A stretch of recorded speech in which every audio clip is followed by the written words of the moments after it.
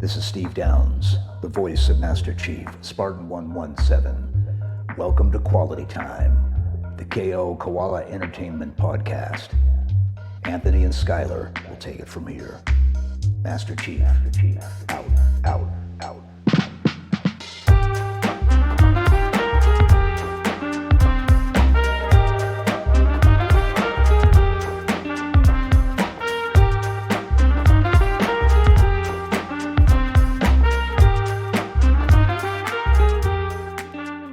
Hello and welcome to Koalatea Time, the KO Koala Entertainment Podcast. I'm Skylar Sokol. And I'm Sean Stevens. Oh, Anthony's looking different tonight. Yeah, I'm Anthony Nicolosi. That's right. Now you gotta go, I'm Anthony Nicolosi. And tonight we're talking about Halo. Halo. Trading card game. Oh, Halo trading card game, man. I don't know about that. Yeah. Okay, anyway. So Sean and I have both been playing a ton of Yu-Gi-Oh! Master Duel lately. Free-to-play Yu-Gi-Oh! Game came out on Steam, sweeping the nation. And we decided to talk a little bit about digital card games, because Sean and I actually both are very into digital collectible card games, and we both played a lot of different ones. So I guess first of all, do you have a favorite digital collectible card game you've played that you think of? I'll say, honestly, I think mine is probably this Yu-Gi-Oh! Master Duel game. I'm having the most fun in it that I think I've ever had. When I played the Magic one, which is like second place for me, it was honestly just because I wanted to play Magic, not because I thought the digital version was more fun than the paper version. But I mean, the client's really well done, and obviously, I mean, I don't know if you ever played Yu-Gi-Oh! Back in the day. I never played it on paper, no. Yeah, I mean, I played it in paper back in probably like elementary or middle school, right? So the game, it's not even comparable to what it was back then. So it's basically a new game. I mean, obviously I have the most hours in Hearthstone still, probably, since that was like 2 years where I binged that. Right. And I did like Magic, and Gwent was really fun for a little bit. I didn't really stick with it, but I guess I'd say Yu-Gi-Oh! Probably so far. It's so good. I can't believe it. Now granted, one thing that is interesting, I guess we'll just talk a little bit about the Yu-Gi-Oh! Game first, since that's what inspired this podcast, and then we'll sort of branch out from there. One thing that I think is really interesting about the Yu-Gi-Oh! Game is the pathway to building a deck. The initial pathway is extremely obtuse. Do you want to describe how you go from nothing to trying to build a deck? So if you're a new player, right, and you're like, I don't know what to do, basically you're filtering, looking through. So there's 10,000 cards in the game or something, right? Like that. 6,953 or something, I think. Right. So you're looking through the cards to find your favorite, right? You're playing Blue Eyes. So you search Blue Eyes and you throw all the cards that say Blue Eyes in your deck, right? And then your deck's shit. So you have to add all this other stuff, and you have to do, it's a lot of research. Thank God for the random website resources that we found over the past week. Yeah. Otherwise it would be, and the Discord too. Yeah. Otherwise we'd be play ranked and we would lose every single game. Yeah. And I had a friend at Akihabara the other night, actually, who I was talking to about this game, and I was like, hey, I've been playing, it's been a lot of fun. He's like, I used to play Yu-Gi-Oh! All the time. I played it and I just couldn't even win a single ranked game, so I stopped playing because I didn't know what to do. That seems to be the biggest dividing factor, right? Is a lot of people, because they just stealth dropped. I know they announced it a while ago, but they kind of just dropped it in everybody's laps. And a lot of people were like, this game looks way better, because the previous one was Duel Links, right? Which looks pretty mobily, I guess. Yeah. And everyone's like, wow, Yu-Gi-Oh! I haven't played that in forever, because so many people watch the anime, and then they play it and they're like, I don't get how this game works. What are all these mechanics? The tutorial is useless, dude. Yeah, it tells you this mechanics, but in the very base level, and it's just so different. So the negative Steam reviews are they negate my stuff. I can't play. I play a monster and in my turn and I lose, right? And it's just, it's either you adapt to the new type of game or you just don't play it. Right. And so we didn't even get to the how you build a new deck. So you get there and you're like, oh, here's my Blue Eyes White Dragon card that I like. And you somehow have it because you opened one of the normal packs. But the normal packs of the game, which is how you would expect to get cards, are the worst way to get cards in the game. Because instead, once you can craft cards with points, similar to most digital collectible trading card games. As you get duplicates or dismantle cards, you get points that you can use to craft different rarities of cards. But in this game, if you craft a card from a specific deck, you unlock a secret pack. I don't know why it's secret. I don't know why something you can buy in the game is a secret, but with real money, but you unlock a secret pack. There's hundreds of them too. It's not like there's a couple. There's hundreds. There's one for basically every archetype in Yu-Gi-Oh! And when you craft a card, a super rare or ultra rare card of that deck, which you wouldn't even know to do this, it doesn't tell you anywhere to do this. You get a secret pack for that deck. Then you buy from that secret pack, and it gives you a way higher probability, guaranteed probability, in fact, to get some of the cards for that deck. But nothing in the game explained that to me. Sean was like, don't spend any of your gems you get in the game until I give you a detailed rundown of how to do this. Right, because it's like, I mean, when you think of your classic, like any other game similar to this on the market, they're going to have packs for like, here's your basic pack, right? Yeah. Here's your pack that's the new set that just released. Here's your pack that's the one before that, sets, right? Yeah, it's like old Magic or Hearthstone was based on sets of like 100, that's 200 the thing cards. About Yu-Gi-Oh! Is there's no sets. Everything is legal, right? They just have the ban list, right? They don't do sets. And that's how they do it in the physical, right? In tournaments. So I guess that's what's different about it, but it's strange that I can't buy like the same pack that I could get at Target. You know, right? Like, why can't I buy the pack that I go to Target and get in Yu-Gi-Oh? I feel like that would make sense. I just can't believe all these packs are secret. Like, the game should be like, hey, what archetype do you want to play? You click on it. It's like, cool. Here's the packs to buy to build that archetype. Like, why? Why make it hard? Why make it like an adventure to try and pay real money to build a deck? mean, they have the good thing where you can search your card and you can click how to obtain and it shows the pack it's in. But when you do that, it's going to say locked, right? And you're going to be like, how do I unlock it? And you're going to Google it. And then you're going to find out, oh, I need to craft one of the cards in the pack. Then I have it. And then you only have it for 24 hours. Which is that's also insane. Again. Why, when you unlock a secret pack, doesn't it stay on? I don't understand. It's very strange. But once you get screwed, right? Because if you like go and you're like, all right, I'm going to buy packs. I'm going to buy this master pack, which is the one that has all the cards, and you're going to get screwed because the chances of you getting what you want is, way too small. Yeah. Now, what's interesting about digital card games in general is they still are in this whole like collectible card game approach, right? Where you're opening packs, getting rare cards, trying to get what you're getting, rather than just buying what you want, right? The only collectible card game I can think of where you could just buy whatever card you individually wanted was Artifact. Right. And I mean, it was a really good way to do it, right? Because you're like, if I want to buy this deck, I 100% know that it's going to cost me $25 or $200, right? At least you know. And you can do that in Paper Magic and Paper Yu-Gi-Oh too. Yeah, you can just buy them on. You're going to have to go through like some other channels. But I mean, all that stuff's like, it's so big, right? It's not like it's a risk, to buy cards on eBay or whatever. But yeah, it's interesting. I mean, they go the route of like Hearthstone, which is only digital, which is where if you want to make stuff, you have to buy a bunch of cards and then dismantle all the ones you don't want and then craft the ones you do. Right. Sort of at a ratio that's 2 to 1. It's pretty similar in that way, right? Which is, I mean, it's good and bad, I guess. Yeah. So far it's been fine. I mean, I wish the ratio was different because you have to dismantle 3 cards to make 1. I guess I wish it was 2 to 1, but maybe I'm just used to Hearthstone. I don't really know if it's fair or not. But yeah, and what is even fair, right? The whole point of building decks in this way is just monetizing for the company who's running the free-to-play model, right? Like, they could give you all the cards for free and you could play Yu-Gi-Oh! If they wanted to, but... but they want to sell it. Right. Yeah, and I get it, right? I mean, that's how you make a free-to-play game. The same as every other card game like this, right? You free-to-play, and once it starts to get where you want to spend money, either you spend money or you stop playing or you grind your nuts off, right? I mean, that's just how it is. Yeah. So I think one interesting thing about the design of Yu-Gi-Oh! That's cool to me.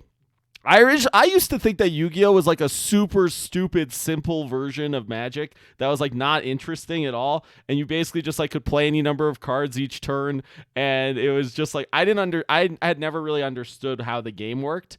But Yu-Gi-Oh! It used to be that way. It did, and maybe that's why I had that understanding. But nowadays, like, this game is probably the most complicated card game. I feel like it's more complicated than Magic just because of the sheer variety of like paragraph log effects in the game. I think the coolest thing, so when you first start playing, you're like, okay, that guy is taking 10 minutes to do his turn, but once you learn how to do that, you realize that your deck and you're like opening hand, the path you can take on a turn, the amount of branches it has is like staggering. Yeah. Right. Obviously, depending on the deck you're playing, but it's like staggering in like a good way where it's like this path's a misplay. This path is like my basic. I can just do this if I don't know what to do. This path is good for against this person's deck. And it's like, you're really thinking, right? No, it's true. And unlike, I think like the way I would compare Magic to Yu-Gi-Oh is that like every deck in Yu-Gi-Oh is essentially a combo deck, right? In Magic, you have to like build a deck with the intention to have like all those branching paths and that like whole concept. In Yu-Gi-Oh, every deck, at least in the modern version of Yu-Gi-Oh, every deck is that way. And it's not uncommon at all for the game to end on either your opponent, like the second or third turn of the game. All the time that happens. Right. Which is very interesting, right? I bet like the majority of games end on turn 2 or turn 3, right? Anything past like 4 is rare unless you're playing against pretty like rare. A control deck whose goal is to extend the game. Right. Yeah, so that's really interesting to me. That's very different. Like we talk about Hearthstone. Hearthstone has like a very like core game length, right? Hearthstone, it's common for the games to last like the max amount of time with both people like running out of their decks even. Right. Yep. And it was all about, Hearthstone, it used to be Hearthstone, the design was so different, right? Because when you think about Yu-Gi-Oh, right? Yu-Gi-Oh's, the game existed before Master Duel, right? Right. We're playing the exact same game as Paper, playing missing a few cards. Right? Somehow people in Paper list. are playing this game. I can't right. believe it. But like Hearthstone was designed, I feel like they designed it as a easy to get into and really easy to watch and fun to watch with all the random stuff. And each card is like has a attack from 1 to 10, defense from 1 to 10, and 2 words of text on it, right? Right. Or 1 sentence, right? So it's like at a glance, super easy. This thing has charge, right? It can attack right when I play it. Right. Really simple. Yeah. But Yu-Gi-Oh, no. And well, what's cool about Hearthstone, and you mentioned this before the podcast, compared to Yu-Gi-Oh, is that although Yu-Gi-Oh has a lot of stuff that's like cool and interesting interactions, it's all possible to be done on paper. But Hearthstone's not that way. Hearthstone has like permanently change a card that then gets shuffled back into your deck, but if you draw it later, it still has those permanent changes.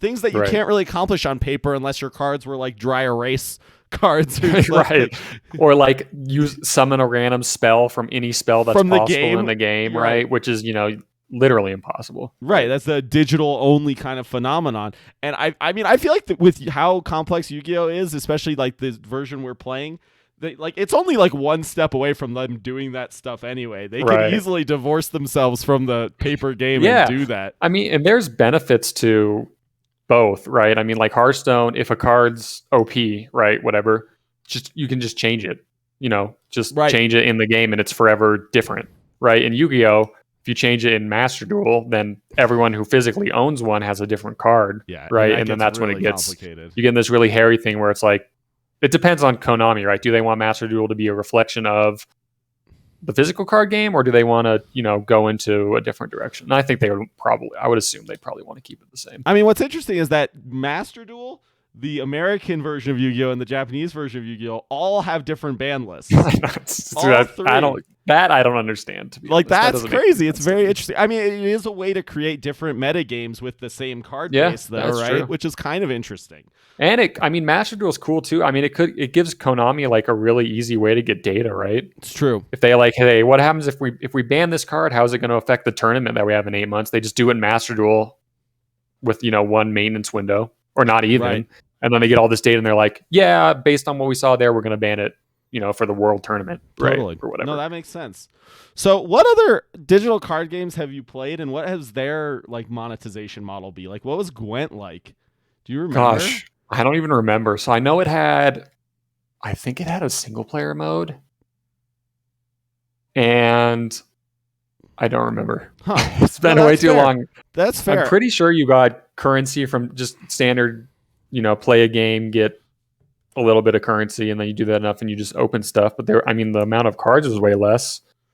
I don't know if there was a crafting system. Yeah, I don't know. I guess my question is like, in digital collectible card games, do you get like excitement and joy out of like opening a super rare card? Because like I only feel relief. I'm just like, fuck, Yeah. thank God I don't have to grind to craft this card. I think I used to, like, obviously, so in the beginning of Hearthstone, when I played it, when there was only like 3 sets, right? Right. So the chance to get the card you wanted, either by getting materials to craft it or getting the card, was like not too crazy low. Right. It wasn't 1 in 6,953. Right. I mean, that's insane, right? But the reason I quit was because when the new set came out, it was like, if I want to play a deck of the new set, the amount of money you realistically need to spend was like $300, I think. Or like 200. I mean, I guess it depends on how much you change up. Maybe it was like, but it was a lot. And I mean, I guess when I think about it now, I mean, if you're only playing Hearthstone or Yu-Gi-Oh or whatever, and you spend $1,000 a year or whatever, I mean, it's not too bad for a hobby, right? I guess, but like for a digital card game, I don't know. Like maybe if you're paying for the real objects, like for right. And people say that. I mean, cards. Yeah, a lot of people's arguments are like, someone says, Master Duel is expensive, right? And then someone's like, well, it's way cheaper than the physical one, right? But it's like, well, but then I'm paying to own nothing, right? You can never. I don't own the cards, right? And I'm also at Konami's whim, right? If they decide to delete half the cards in Master Duel, right? I mean. Right, if they shut the server down, you're just like, right, oh, yeah. Cool, I mean, who knows, money. Right? Or like the Duel Links players, Master Duel came out, everyone's playing that now, probably, and they're like, well, I spent $10,000 on this game, and everyone wants to play the new hotness, shit, right? Right. It's not like they transferred anything over for these people, right? Yeah, no. Yeah, so that's really the risk, or like Hearthstone, right? Is the one set's retired in standard play, right? Right. I mean, they have the wild one where everything's legal all the no time, one really but plays that. I don't think so. So standard, it's like, yeah, the set I really like that I spent a lot of money on, I can't play in standard anymore. But I mean, that stuff needs to happen. I mean, that's always been how Paper Magic worked, right? Paper Magic has multiple formats. I can't play my deck from back when I was a kid unless I'm playing against a friend, right? Or a vintage mode, right? Which, and I like that more. That works really well in Magic because of drafting. But like drafting, I don't know if that's a thing in Yu-Gi-Oh, but drafting for me, my favorite thing about collectible card games is drafting. 100%. I agree. I think in Yu-Gi-Oh, I mean, obviously, I think it would. If everyone's on the same playing field, it'll definitely work. But the thing is, how do you build a Yu-Gi-Oh deck with drafting? They're going to add. So there's events that have been leaked. So there's no events in the game yet. So I'm pretty sure they're going to add a legacy mode version of Yu-Gi-Oh, which is like how it was played before a lot of these mechanics existed. Take out a lot of the and in that mode, a draft would actually work. Right. That's where it's like, if you just pick the objectively best card, you'll do well. You'll build a deck. You don't need to build because like if you have a fucking like math mech in your deck, it literally does nothing, right? Yeah, because the old Yu-Gi-Oh, your turn 1 is like, I play a 4-star monster and I set a card and I end my turn. Right. And then they play a monster and set a card and end their turn. And then you tribute that monster into a bigger monster and then kill their right. I mean, that's the back and forth, right? Right. And that makes sense for a draft for me. But for the current one, I mean, there'd be so many dead cards. Exactly. Right? They would need too many dead cards. They'd have to make a format for it. Yeah, so there's a game called I think it's Eternal is the game actually that this is in. But it has like or maybe it was Artifact. In Artifact, you have different colors of cards. And in the draft mode, you would pick like a leader card that was part of your colors, and then you would be given cards in theme with that thing. Something like that could work in Yu-Gi-Oh, right? You get like a boss monster as your first draft pick, and then you get cards within like that theme or something. That could be an interesting way to do draft as well. I just think it's cool to have modes where you can play with cards that you don't own. I think they could also do a mode where like how in Magic you draft more cards than you're going to put in your deck? Right? Yeah. So for all the trash, you can just put them away. I mean, if they did a mode in Yu-Gi-Oh where it's like you draft a lot of cards, right? Right. And then you pick from all if you opened, 50 packs and then make a deck on that. I mean, maybe you could do something. Yeah, you just have to spend 3 hours making your deck or whatever. Right. Yeah. I mean, it would be crazy, but I mean, I'm looking forward to the events, right? And then in-game tournament stuff or whatever, I think. I think there's a lot they could add, but yeah, it's clearly a beta, right? The way they dropped it, or like an early access, because there's a lot of features missing. A lot of features missing, a lot of things very poorly explained that you wouldn't expect from like a game that works. But I mean, the anime, at least on PC, I know. So I got it on Switch. It runs like shit, by the way. But wait, you got what? Master Duel on Switch? It's on Switch. Yeah, it's on. I played it on Switch and PS5 so far because you. Oh God, hold on. I just broke our audio. One sec. Hello. Hello. We're back. We're back. Stream, can you hear Sean still? Am I good? Is anybody in the chat? Here, let's see. I can load it real quick. Yes, they can hear you still. Okay. That's so weird. I thought this would fix that. Oh well. Anyway. Yeah, so I played it on Switch and PS5. So you can link your Steam account to a Konami ID. Then you download it on any platform, even your phone. So you're going to want to do this when you get. I'm get hyped that phone. It's coming on mobile, but it's probably going to run like shit if it runs like shit on Switch. And then you just sign in, so I can literally, play it wherever I want, and I have all my shit. Right. And I can buy cards on PlayStation. I got it, and it gave me 50 free of those shitty packs, the legacy packs, and I have those on PC, which was, it was neat, I guess. But I mean, I really appreciate. The biggest thing too I appreciate about it is it's on every platform basically, or. Besides, I mean, it's on every platform except for mobile in certain countries, which will be soon. Hopefully. And it's crossplay for across every platform in every region. Which is which I love. Yeah, because it means you get this huge player base. No matter when I play, the queue is literally half a second. Yeah, right.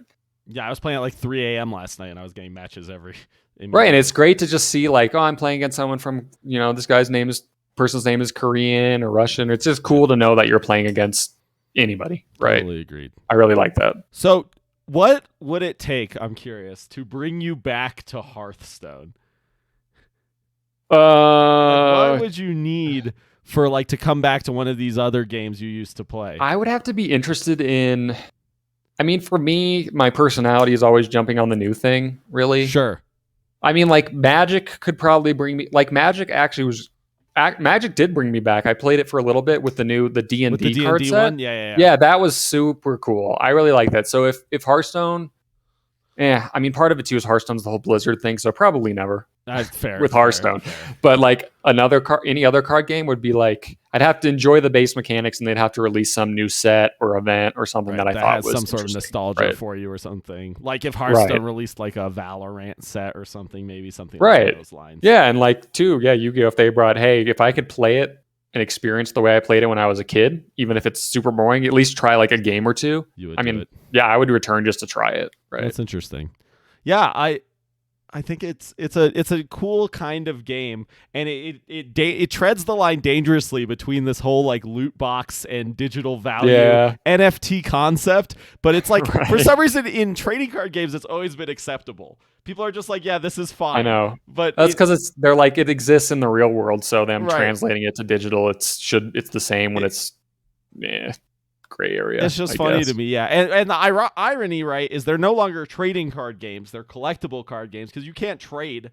The only collectible card game you've ever been able to trade in was Artifact, right? Right, and I mean the reason they don't do trading is because the company loses money, right? Right, they lose money if you can trade card. 100%. You could get your entire deck. Someone would make a website where I could get the entire deck I wanted, just with all the random crap I had, because somebody out there wants the stuff I'm not using. Right, exactly.